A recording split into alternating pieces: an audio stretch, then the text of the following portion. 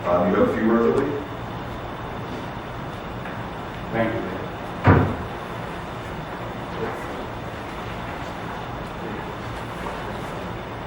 I call this a eulogy. I've never done a eulogy before, and once I get a few more of these under my belt, I'm sure I'll get better at it. Okay? I'll get the hang of this. For now, bear with me. Friends, musicians, Americans, lend me your ear. I come to speak of my dad, the very best dad I've ever had. I would like to depict Dick Robinson as not just a hero, but indeed a saint. I would like to do that, but Mom told me not to. So I fished around for other ideas, and this is what I come up with. Okay, first, always start a eulogy with a joke. It breaks the ice, and I got that advice from George Zimmerman's blogger. And I'm so relieved, because if you were waiting for the joke, that was it. The legend of Dick Robinson began well before I was in existence. From his earliest days, people seemed to like him. I assume he was a charmer, probably from the start. He won support and opportunities from the public schools, the YMCA, the Army, the Conservatory of Music. He got his biggest break from Wilma, the woman who became his wife. Now, I can't say enough about Wilma, especially since she's in the room. Who could resist this woman? She wasn't just a hot chick. I'm telling you, she was the brainiest valedictorian of that. Okay? She and Dick became the model 50s couple. Very progressive. Okay? He pursued his musical career and his ambitions, and she managed everything else, including having a couple of kids and a career of her own.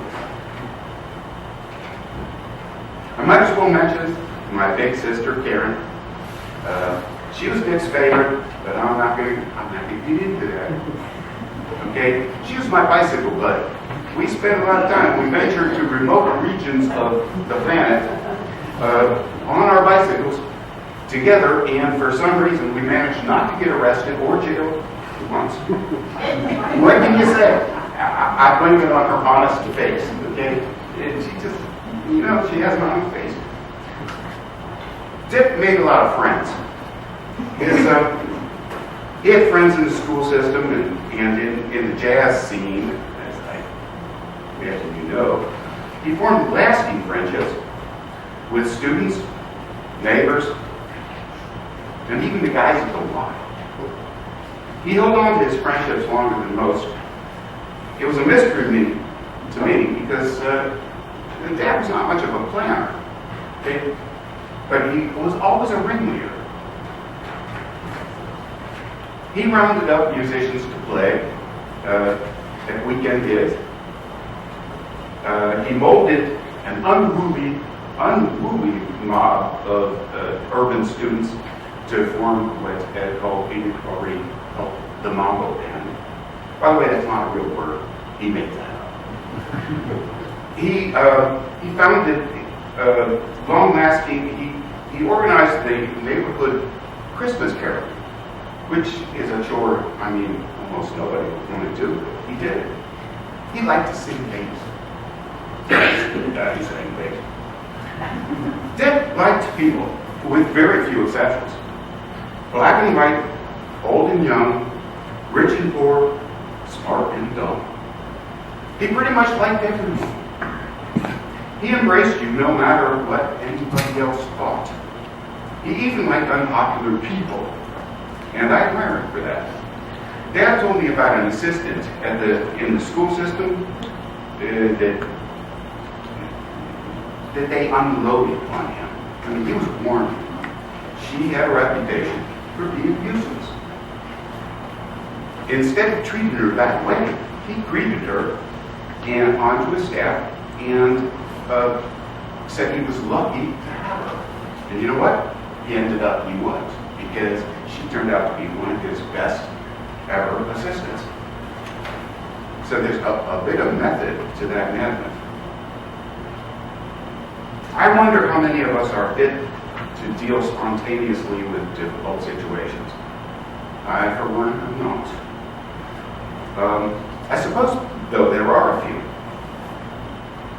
Let's talk about jazz. Jazz is the art of the improv. Dad was a good jazzer.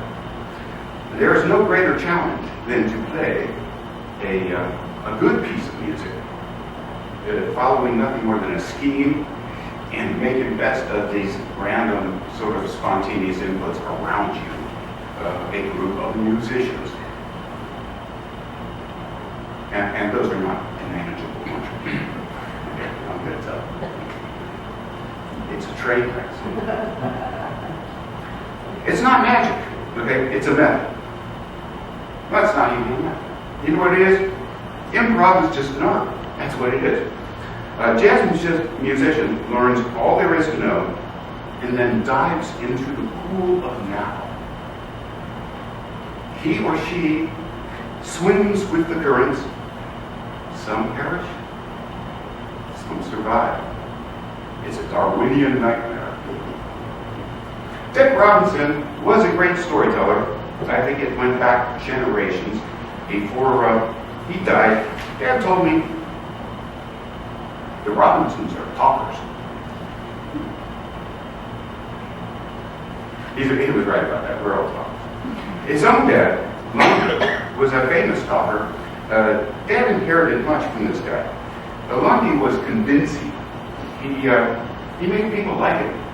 It's a shame he didn't live very long, but he was he could do anything.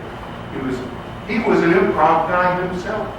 Just, didn't have the patience to do bebop jazz. At home, Dick kept dinner table conversation a hoot. He always was full of stories. I wish I had the power to record half of them. But I'll tell you, this is one of his little stories, very short story. He said, and I think it's true, there's a homeless guy on Vine Street, okay? He sleeps on a bench. The guy sleeps on this bench, but every so often, he will get up. And when he gets up, he proclaims, he says to the world, I am rich. I am rich in time. Okay, that was maybe not a laugh line for you, but I'm telling you, he wrote that out of me. I would be remiss without extolling the 40-year tradition called the Recorder Group. Now, you will see a pleasant video tribute to this a group of mal-do-wells. And for some reason, they are just another example of a tradition that my dad came up with. I wish I could address every aspect of my odd father.